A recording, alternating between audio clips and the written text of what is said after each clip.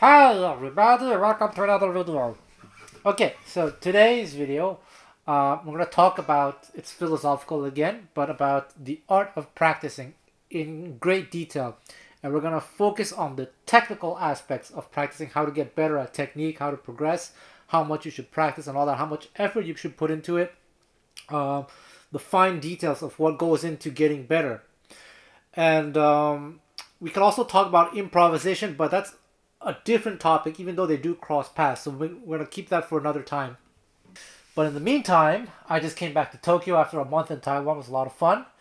I actually shot this video last week in Taiwan, but I thought I could do better. I think this is a very important topic and I want to do a good job at it.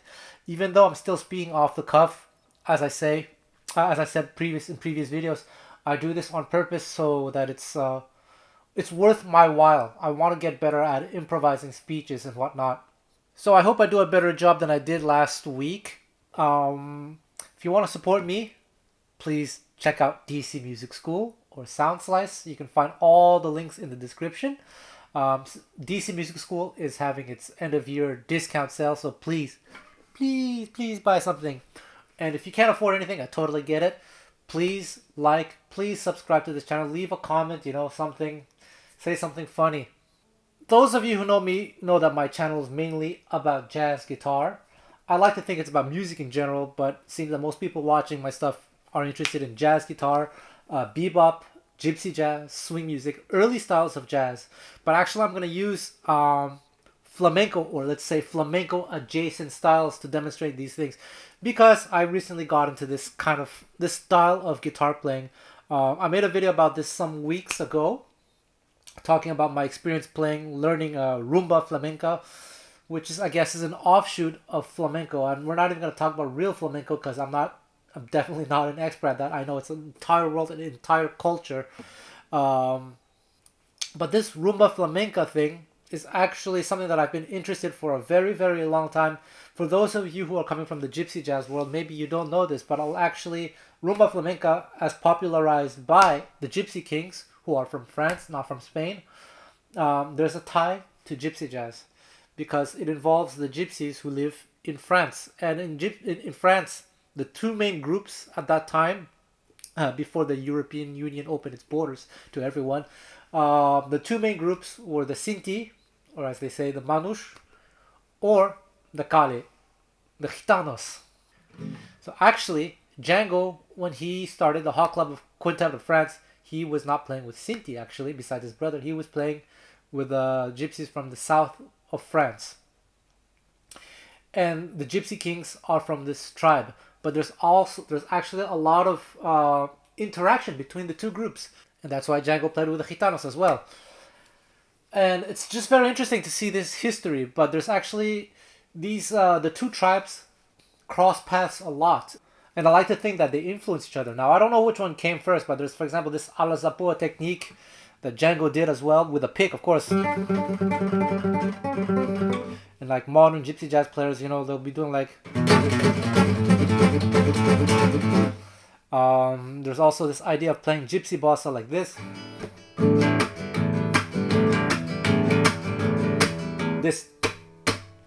That comes from...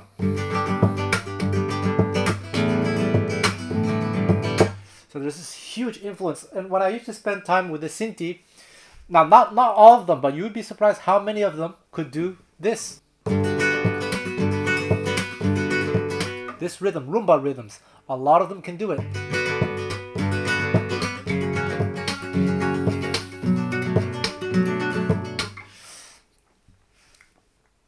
There is this religious pilgrimage gathering in the month of May. A lot of Sinti and a lot of Gitanos attend this. It's in the Sainte Marie de la Mer, which is in the south of France. And yeah, I like to think that there's so much cultural exchange from both tribes. So that explains kind of my interest in this style, of which I started again this summer because of a homestay student of mine. Anyway, I'm not going to explain that story. You can just watch that video if you want, from a few weeks ago. So ever since then, I've been playing with my fingers. Grew my nails, keep breaking them, because I practice this golpe thing. But anyway, I want to talk to you. I want to use flamenco or flamenco adjacent styles to explain what I've been going through, how I've been practicing. I'm basically using my past knowledge to teach myself or to guide my studies. I'm watching a lot of YouTube videos. It's crazy how many great teachers there are. It's amazing. It's an amazing thing, the internet these days. But I've also hit some players up for online lessons. Lots of great teachers out there. It's amazing. As I said, this video is psychological in nature because I want to make this video to give you guys some confidence and to give you guys some hope, because I know how frustrating or even mentally mind-numbing it can be to practice. Sometimes you're practicing and you don't know if you're going to progress or not. And I'm here to tell you, as I've said in one of my previous videos, that you definitely will progress as long as you strictly follow the instructions, the formula. There is a formula. Sometimes there are multiple formulas. But quite a lot of people don't succeed for various reasons. Because somehow they didn't follow the formula properly, or maybe they lose hope. And that's both are very, very common. So I'm going to explain to you what I went through to be able to learn this rhythm.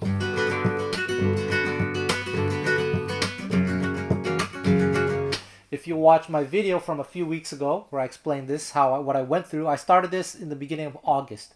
Today is December 4th. So it's what? August, it's the 4th month, right? Yeah, 4th month. August, September, October, November, beginning of the 5th month. The 4 complete months of practicing this every day.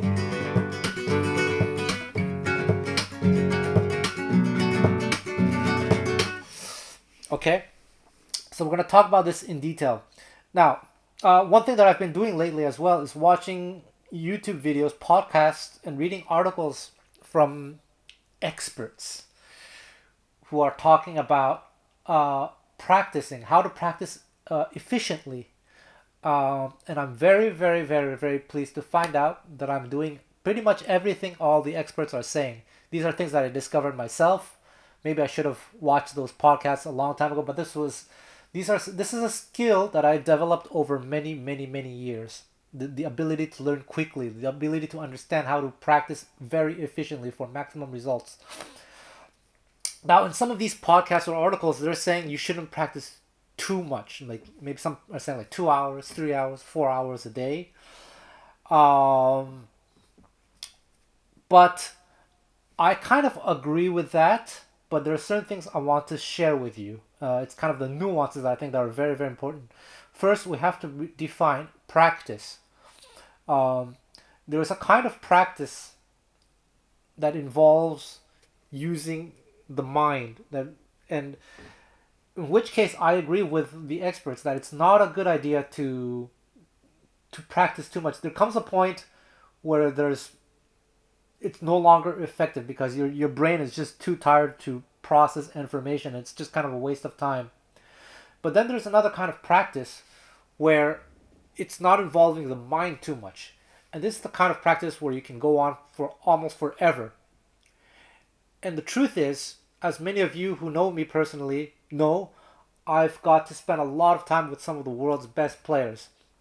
Sometimes spending days, weeks, whatever, being with them, observing them, talking to them.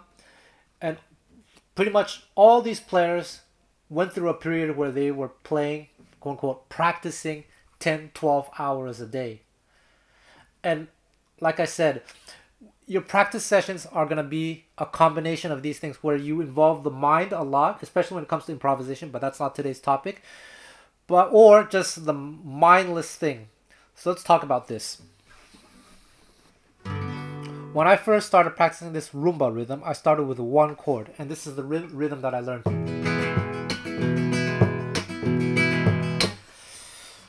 In the beginning, I had to follow the instructions very, very carefully. And in fact, I had to watch the video a few times because at the beginning, I caught myself not following the instructions well enough. So I'm glad I did this.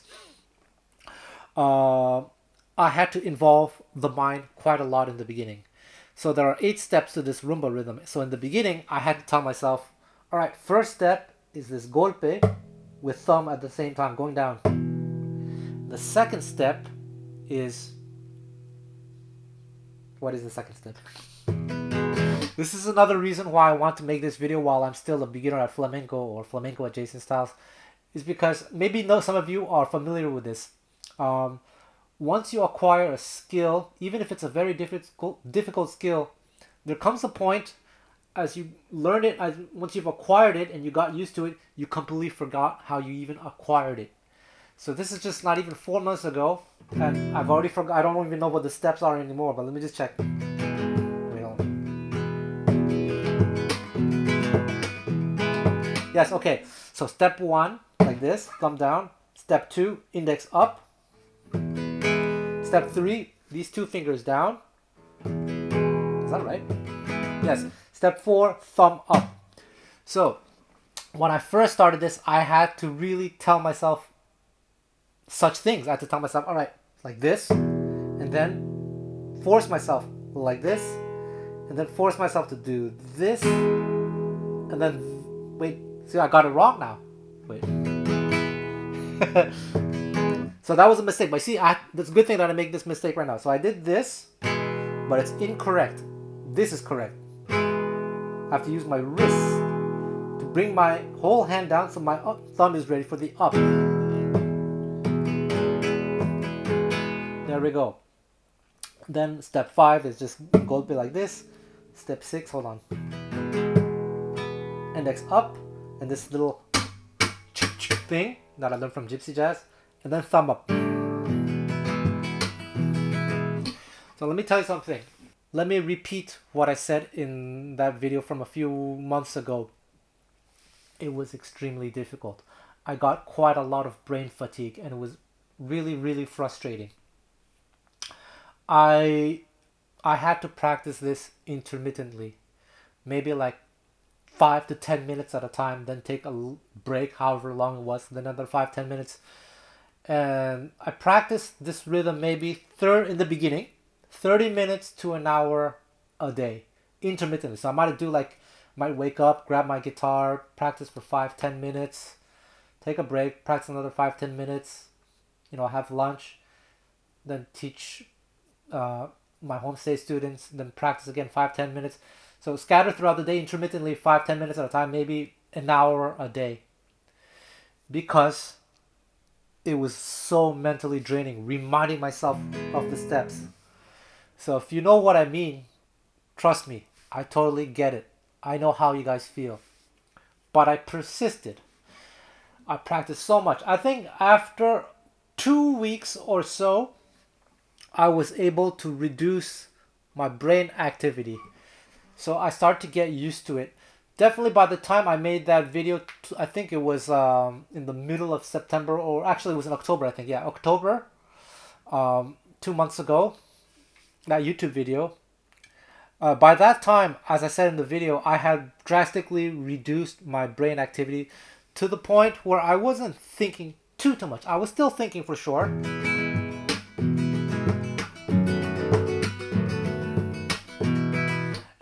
But I was able to increase my practice, the duration of my practice sessions. I was able to go for 30 minutes in one go, or 1 hour. And that's when I started practicing maybe 2 hours a day, that rhythm. And by that time also, I had acquired other variations of this rumba rhythm. There's this. There's this.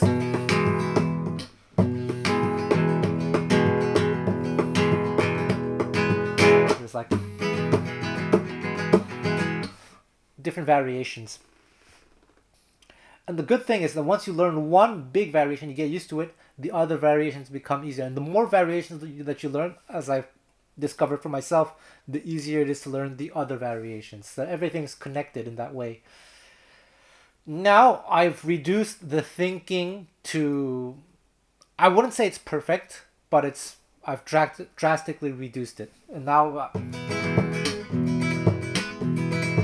I can do it automatically, pretty much. And the reason why I say I haven't perfected it yet is because of two things. I still cannot do certain complex chord progressions or chord switches. In the beginning, when I was practicing this Rumba rhythm, I had to stay on one chord only. So after a week or two, by the time that I got kind of used to the rhythm, as soon as I switched chords, it messed everything up on my right hand. So I had to practice in progressive order. First one chord, getting the rhythm down, then gradually introducing chord switches. Now I can do chord switches no problem, but there's still certain chord sequences or harmonic rhythms that are difficult for me. That's why, because when you watch these Rumba players play, sometimes they're playing rhythm like, I'm just gonna use a fake with a pick, it's easier. You're doing little melodies like,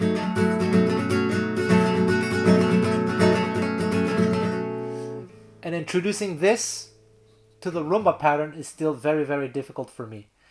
But if it's just like simple chord changes, yeah, it's no problem.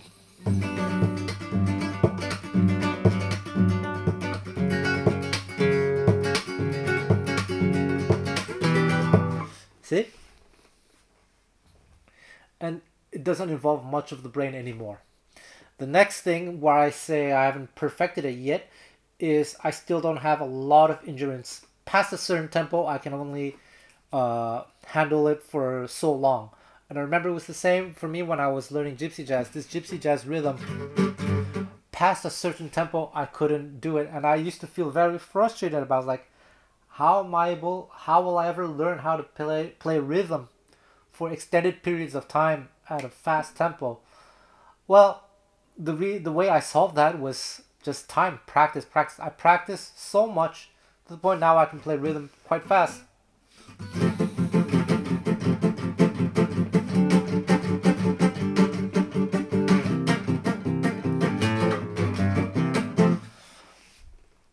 But here's another thing I want to share with you. Maybe it's another video in itself.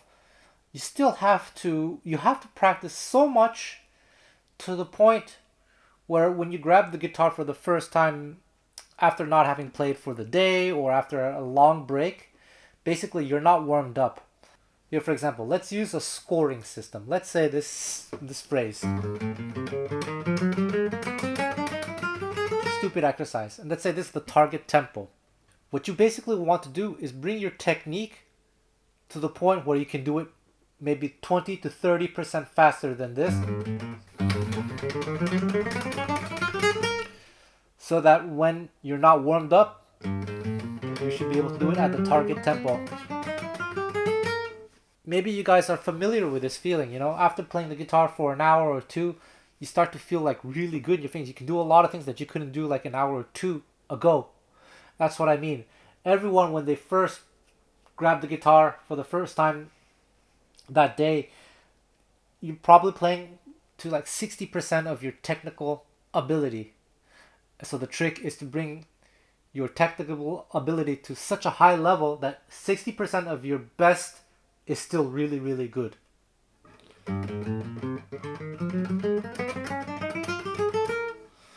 Now, I'll still share with you another secret. Let's say when I play a concert. Actually, usually when I play concerts, I don't warm up. I just go on stage and I play. As long as it wasn't too cold outside, I can just go on stage and play. If I'm the leader, what I usually do is the first few songs, like the first 30 minutes, I choose songs that don't require too much technique. So definitely no up-tempo songs. And then by the second set, that's when I can put it by the end of the first set, that's usually when people want to play a lively song, up-tempo song. So by the end of the first set, you should be warmed up. So that's kind of my trick. Now, if I'm the accompanist, if someone else is the leader and they want to play a fast song first, I might have to warm up a little bit before. But the main thing I wanted to talk about here in this video is this mental effort thing. One can only handle mental strain for so long. And so the trick to being able to practice 10 hours a day is to keep the mental activity to a minimum level and spend more time doing the mindless thing than whatnot. Because once you get used to this technique, for example, this rumba, let's say you reach a point where you're using maybe 30-40% of brain activity, that means you can start to practice for extended periods of time, which is exactly what I did. So the first month of practicing Rumba, I was just doing an hour a day intermittently. And then when I flew back to Japan on September 1st or 2nd, whatever, I was starting to practice like 1 hour, 2 hours, the rhythm continuously. Because by then I had drastically reduced the brain processing power. And now to get better at this endurance thing, what I do the mindless thing. Because now with this rhythm, as long as I'm playing simple chord progressions, or just staying on one chord, I can go on forever. So what I've been doing lately is what I used to do as a kid, just put on like a TV show or YouTube or whatever. Back in the day when I was a kid, I used to go to Blockbusters and rent DVDs and just watch movies and practice for 2 hours. Those days I was playing Gypsy jazz, right? So I was practicing little Gypsy jazz techniques and whatnot, licks, phrases. Well, I'm doing the same thing with flamenco. I put on YouTube, I put on Netflix. Because I have seen articles or people say, "Oh, don't multitask. That's a bad idea. When you're practicing, you should be 100% committed to practice." Again, I agree with them if we're talking about the kind of practice that requires a lot of brain activity. But once you've gone past that point, it's mindless. And in fact, not only is it mindless, I think it's actually a good idea to be distracted, to show that you really mastered what you're doing, or at least the mechanical, the aspects of it. And the practice that you're doing is just to build endurance and dexterity. So this Rumba rhythm, in terms of mechanics, I have mastered it. I just don't have endurance. The only thing that's going to solve that is time and a lot of practice. And it's a good idea to be distracted to show that you're super relaxed. Because imagine you're in a concert and you're feeling nervous already. If you can't do it while you're distracted, somewhat distracted, I'm not talking about super distracted, but somewhat distracted, then chances are you're going to fail miserably when you go on stage. I've seen this quite a lot with kind of jazz learners. They go on stage, they come with their prepared song, the sheet music to a song where you shouldn't even be using a sheet music, and they completely screw it up. I've seen it many times. Like one kid wanted to play, "Oh, I prepared Nardis, here's the sheet music," and he puts on the sheet music and he completely messes up the melody. I'm sure that kid was able to do it at home, probably perfectly, but he was probably concentrating a lot. As soon as he was on stage, right? You know you're ready to play it on stage when you can play it while watching Netflix or whatever. And if you can't do that, then you need to dial back. You need to practice without watching Netflix. You need to involve the brain. So practicing, it's kind of there's a progressive series of steps that you can follow to be more and more effective. And let me tell you, I really practice a lot, just to be able to do these Rumba rhythms. And I still practice them. Then what happened is about just a few weeks ago, actually, this past month, in November, as I got deeper and deeper into this quote-unquote flamenco adjacent world, I started reading up on the history of flamenco, check out the real flamenco from Spain, the real players and everything. And then I decided, why don't I just check out that world a little bit. Now, to be honest, I don't know if I'm ever going to commit myself to that world because I already spent so much time learning Gypsy jazz. Like, not just the music, but understanding the history, understanding the culture, all the subtle nuances, even to the point where I could speak the Gypsy language to a certain degree. It's insane. It's I went through a lot to learn that. I don't know if I'm willing to do that for flamenco. Which leads me to yet another very important point. You have to ask yourself why you are practicing. The truth is, you don't really have to be the top level virtuoso. All you have to be is decent. And I've said this in another video, and I've said it many times, and I still insist on this. I believe it so much that I'm willing to bet your life on it. So if I'm wrong, no, don't do anything stupid. But this is what I said. It takes 3 years to get decent, and it takes 5 years to get to a very, very, very good level.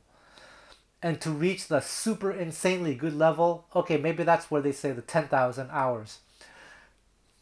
So let's say you practice for 2-3 hours a day for 3 years, and you practice correctly, follow the right steps, you should be pretty decent. Like in terms of, let's say, styles of music that I know, in terms of jazz, within 3 years, that means you know maybe like 40 to 50 songs by heart.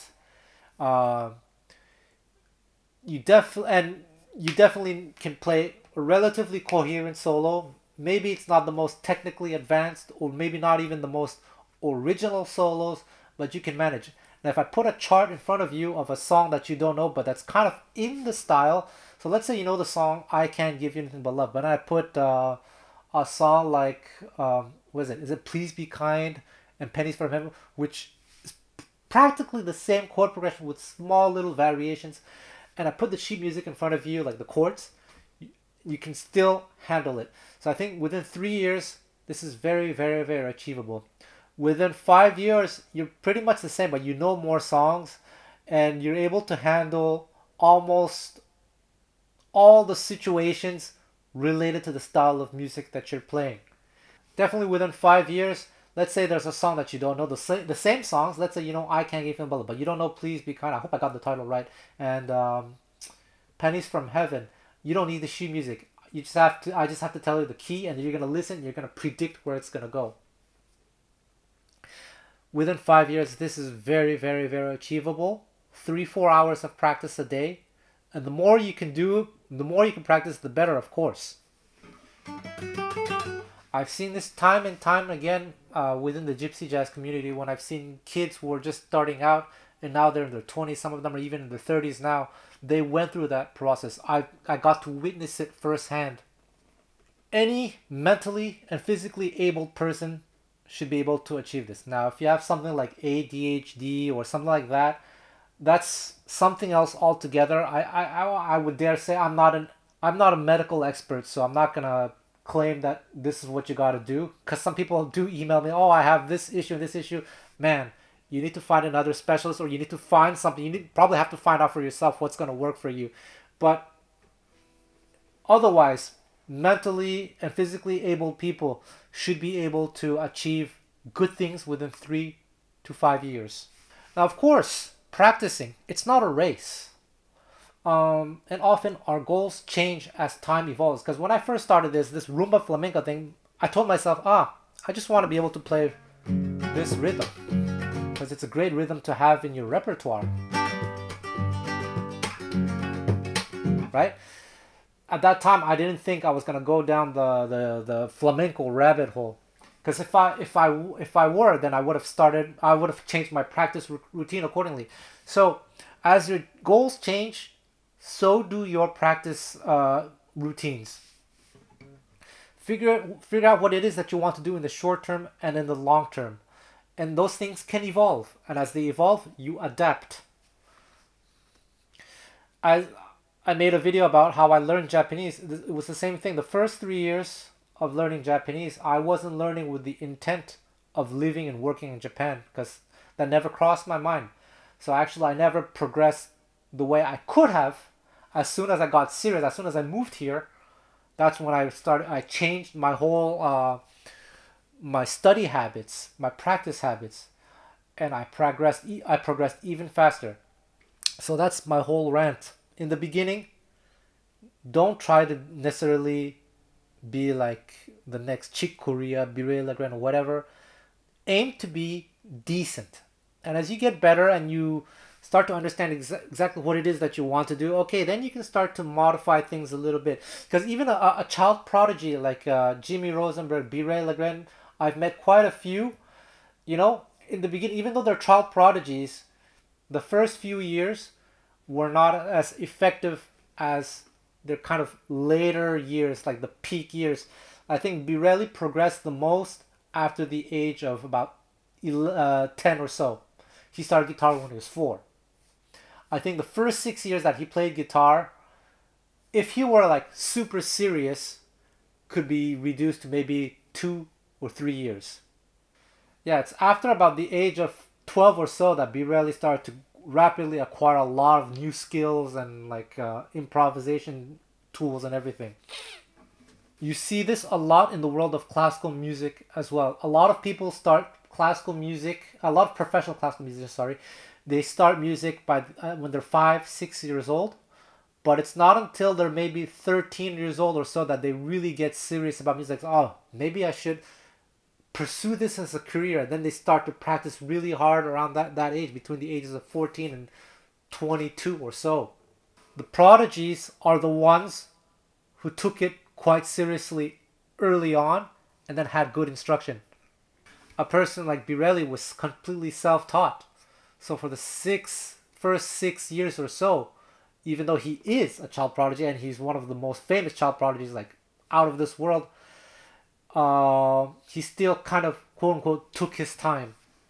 Another child prodigy that I got to work with, even though there are not any recordings, I think, of him at, when he was like a teenager or whatever, is Sylvain Luc, who unfortunately passed away at the beginning of the year.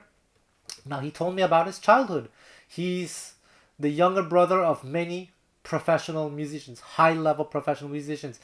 And from a very early age, he had the opportunity to be working on stage with his brothers, learning tons of repertoire and having to play at dance functions where he had to play so much music and he had to learn new music really quickly, change the music, change the tempo, change the arrangement, change the key on a moment's notice. And that was the training that he got. And that explains why he was able to become the player that he became. I talk a lot about environment and purpose in my videos, but this one's mainly about acquiring technique. But it still crosses over into the environment world, because often when we practice technique, the most efficient way to develop a skill, a technique, is to have a reason to use it. So that's actually one of the hardest things for me, is that I actually have no reason to be playing flamenco, but I found a way to kind of create a fake environment. I've been going to Gypsy jazz jam sessions, or just jam sessions lately, and playing only with my fingers, and you incorporating some of these techniques while people will be playing minor song like this. I'd be in the background just playing.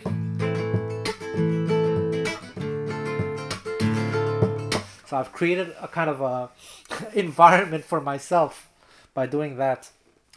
I say this because in the guitar world, I've met many people who've told me, oh, I practice 1 hour of tapping a day, 1 hour of alternate picking a day, 1 hour of sweep picking a day, 1 hour of that, and they can't do any of them at a high level. They've been practicing some of them have been practicing for over 30 years. You'd think that if you practice all that an hour a day for that long, you'd be able to do it really well, but very few people can. The people who get good at what they do it because they make it part of their life. Because when you make it part of your life, that means you're also practicing it in your day-to-day life. So for example, Gypsy jazz technique, how I got good at it is not just the initial practice that I went through, but the fact that I started playing gigs and this was my main technique. Otherwise, I actually never really practiced technique for the sake of technique. I just started using it. I've given this example before. Most kids nowadays, they're so fast with a smartphone or typing on a keyboard. It's not because they trained themselves to type on a keyboard. It's just that because they're using it almost every day, you just quickly know how to use a keyboard.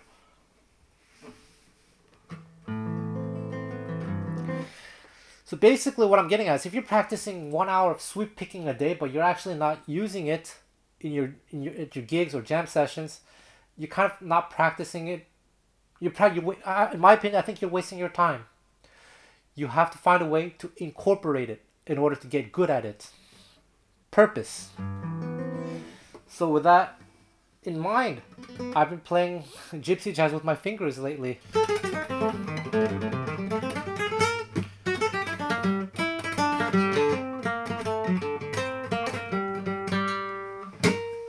Boy, did I practice the crap out of this.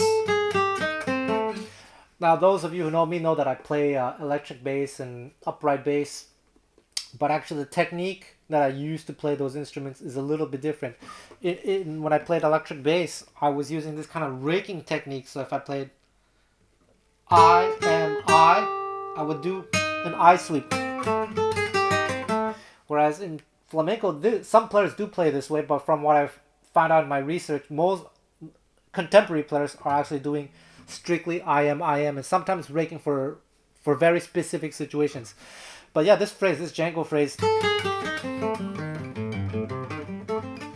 So this is another example of a phrase that required so much mental effort that I couldn't practice it too much in the beginning. I had to do the same thing as when I was practicing the Rumba thing, intermittently, maybe 5 minutes at a time, because I would tell myself, all right, this is easy if it's on one string.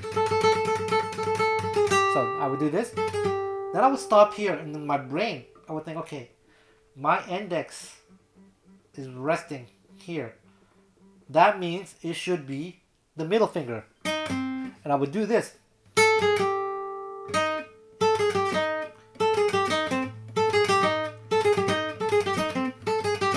I have to switch strings. Okay, my index is here. That means it should be my middle finger.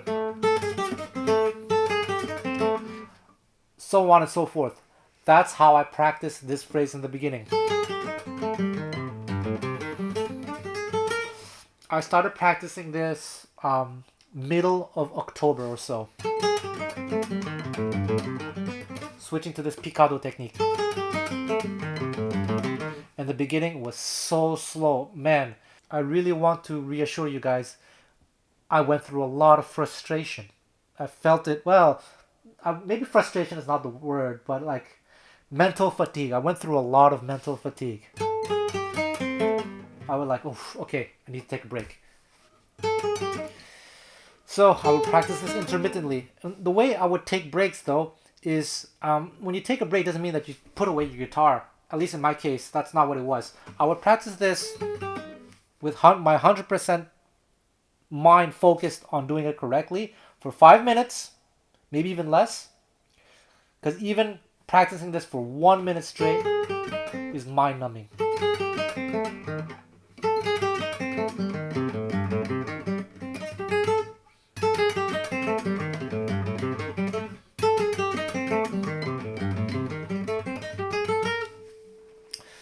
And then when I was ready to take a break, I just started practicing other things. Things that didn't require too much brain activity. So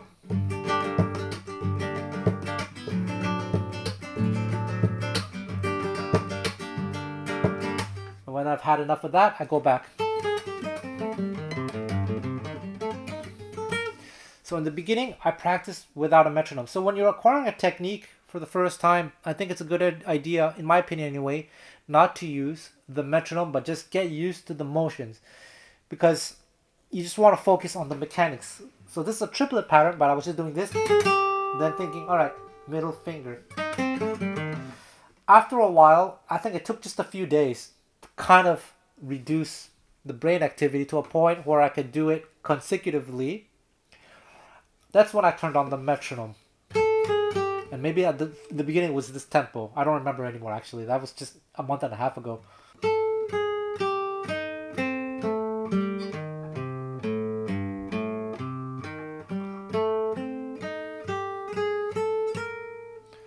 I repeated so much. At that tempo, which is quite slow, I was able to practice it, continuously for 5-10 minutes. I started to gradually introduce the whole YouTube and Netflix and just watch while distracted. As long as I knew I was doing I am, I knew I was good. And then come November, I remember I reached the point where I could do 120 BPM relatively comfortably. What's 120 BPM? Let me get my metronome. Okay, I have my friends the metronome.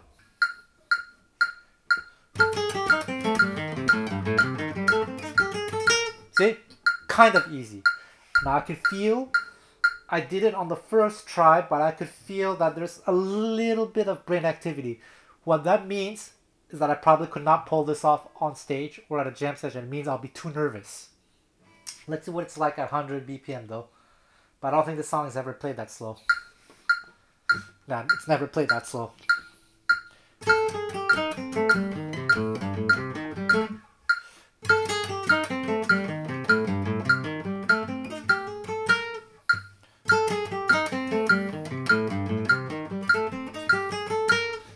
No problem. 100 BPM, like 120 BPM. Yeah, I can do it, but I can feel like I said, you want to practice, you want to raise your technique far beyond your target level. And if you can do it there, if you reach that far beyond that target level, by the time you go back down to your target level, you should be able to nail it almost any time. At one point I was able to get it at 100. I'm basically able to do it at 160 BPM, but I have a high 50% chance of failing. No, actually, I think I have a 70% chance of failing. Let's see what happens. The sloppy.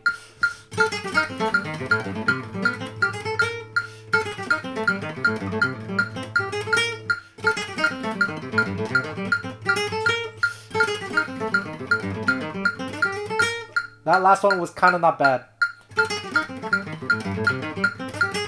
Yeah, sloppy.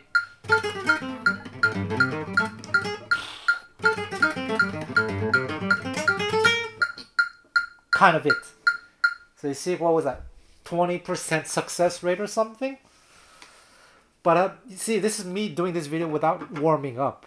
If I warmed up, actually I could reduce my failure rate, probably get 50-60% of the time.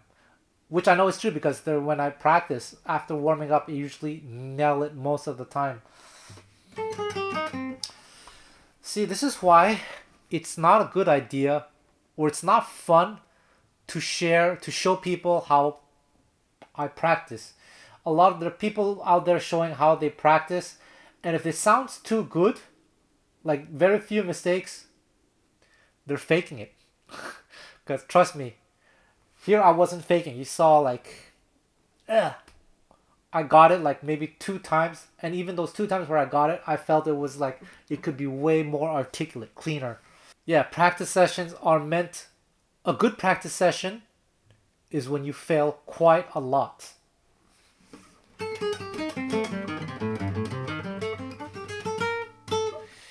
But when you fail, you are conscious of it, and you're telling yourself, why did I screw up? Is it because, in this case, it's 2 things.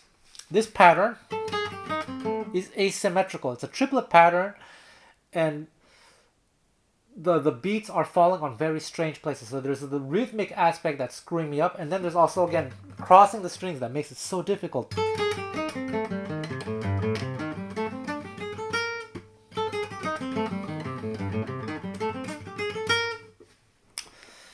So which brings me to the next point. In order to achieve a certain level of dexterity and control over your instrument, or over the technique rather, there are 2 things you kind of have to do.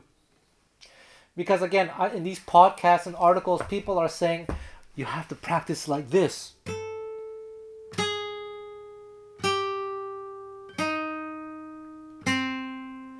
Which I agree, in the beginning, when you're totally new to the technique and you're using a lot of the mind trying to make sure you're doing it correctly, yes. But actually, this period doesn't really last so long. It usually lasts about a week, a few days, maybe 2 weeks max. And if you continue just practicing that way, you're never going to get good at it.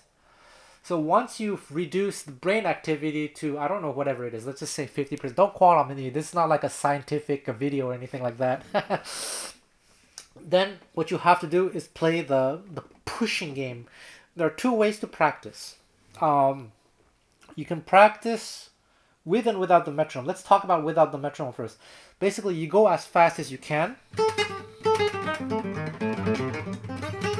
while maintaining some level of accuracy. So this was not accurate at all, but it was still kind of it.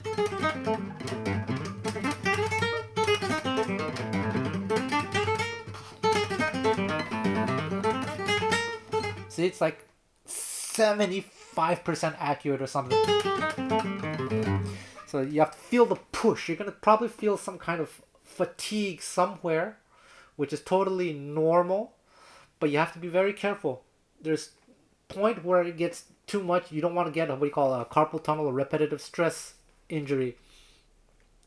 I think I've been able to avoid it thus far, knock on wood, knock on plastic, because I think I've been honest with my body. Like, I knew when to take breaks, but it's good to feel that little something. Okay. And then, oh, that was much better actually. But then what you want to do, you want to practice as fast as possible and without making a single mistake, or maybe with 95% accuracy. Let's see where that might be. So this is going to require some experimentation. That's pretty comfortable. There was towards the end there was a few sloppy notes. Once you figure out what that tempo is, you put on the metronome and you start to practice it with the metronome. Spend a bit of time with it. So you go back and forth between these two tempos. One where you're like 60% accurate, you're really pushing it, and then one where you're like 95% accurate. And in order to acquire technique, rarely have I ever gone slower than that. Only when I'm trying to make sure that I'm using the proper mechanics. So let's say at 85% or 95%, I realize there's something wrong with the mechanics. Yeah, I have gone back and kind of corrected it.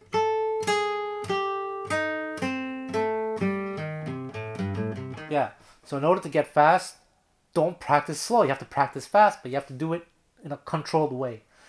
And then the one where you can get it to like 85% accuracy, that's when you can put on Netflix.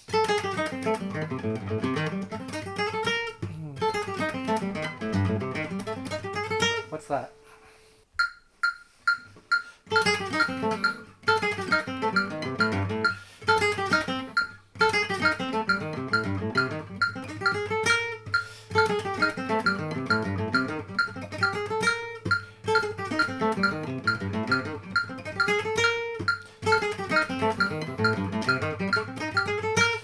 This 136 BPM. And again, here the difficulty is it's the timing of the phrase itself. That's why it's good to practice with the metronome as well. So even though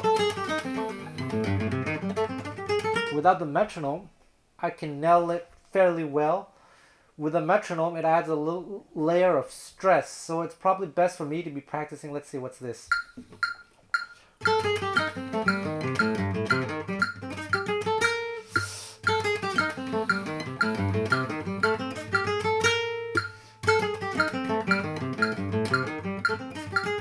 $117. Let's just see 120. There we go.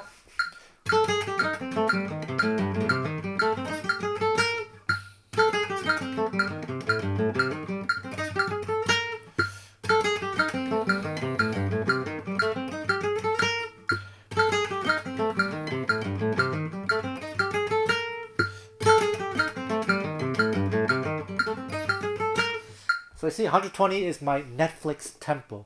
I'll put on Netflix and just practice for hours. Really, just that one phrase. Or actually, to be honest, sometimes yes, just that one phrase, but sometimes I alternate with other exercises, other techniques that I want to learn.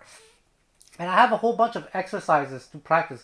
These are exercises that I came up with myself based on my needs, based on my personal weaknesses. I made a video that went viral some years ago. I think it was during the pandemic, like how you have to learn how to be self-taught. You have to figure out the right exercises for yourself. So I have a whole bunch of them, a lot of Django phrases and things like that, or exercises that I got from others. I don't, in gypsy jazz or whatever, and definitely not in flamenco, I don't like to practice phrases that I'm not going to be able to use. So this kind of stuff, I feel is useless. But this,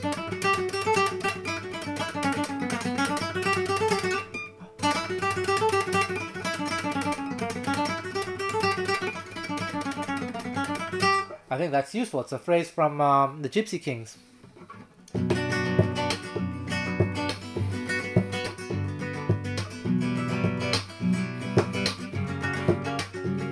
You can hear that over the song Pharaon. Pharaon. Pharaoh. And sometimes they do it with slurs. But since I'm working on Picado, I do it only strictly Picado. For musicality reasons, later on maybe I'll introduce some like slurs. The best kinds are the ethnic ones. Nowadays with technology, what's really cool is that you can record yourself, and I highly suggest that you record yourself every now and then to ascertain that you're using the right technique, the right mechanics. Because I've sometimes caught myself not following the instructions properly. This is really hard when you don't have a teacher. I wish I lived in this. If I were younger, you know what I'd do? Like if I'm really into Spanish, this music, I would learn Spanish. I would move to Spain. That's what I would do. And I would have people correct me all the time. I certainly had that when I was playing gypsy jazz with all these great players. They gave me a lot of feedback. It's good to have that. It's good to find people to give you feedback. And that's why I think it's not enough to have just one teacher. Although it's great to have a mentor, it's better to be in a community with a bunch of great players. One person might notice something that the others didn't notice, and they can tell you, and that might change your life. It certainly has for me with other styles of music.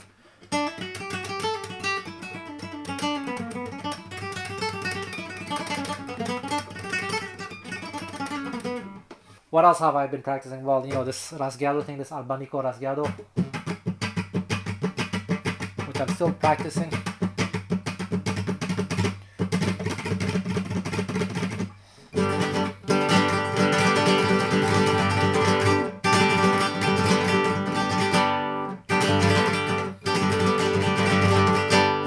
This rasgueado like this. I remember when I started practicing. This abanico rasgueado. I started working on this just a few weeks ago. Same with this rasgueado here. When I realized I want to go a little bit further past what I just knew, like this. So this, man, the beginning was so tough. It was like this. Really stiff, and I learned to relax a little bit.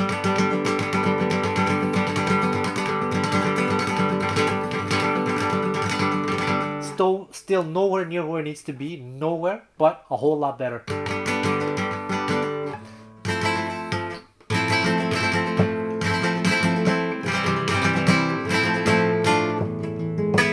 Ole!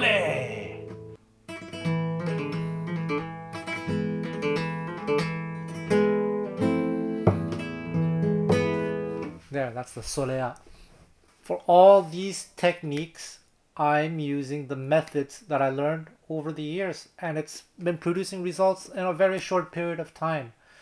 But you have to believe in the system, and then you have to put in the time, and you have to know when to switch your practice routines. Once you've reached the next level, you switch to the next practice routine, so on and so forth. The very last level is the mindless one. It's the Netflix level, where you just put on YouTube or whatever, and you practice, spend hours doing it. That's the easiest one, actually. It's just gonna cost you time, and then you have to ask yourself, is it worth putting in the time? I can't answer that for you. It's the reason why I don't know how far I'm willing to go with this flamenco thing. The past month, I had the time to practice 6 to 8 hours a day, which I kind of did, but then I'm starting to get busy again, so I don't know. So a lot of these guys, man, they didn't get good by just practicing an hour a day. They were going for it all the way for at least 5-6 years, and maybe more, practicing 4 to 10 hours a day, if not even more, 40 hours a day. If you're living in a world where it's 24 hours a day, you're a loser.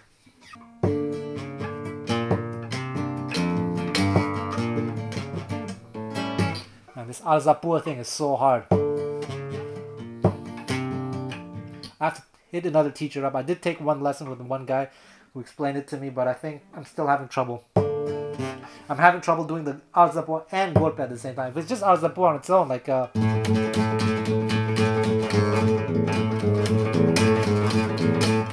guess it's kind of okay, but adding this at the same time.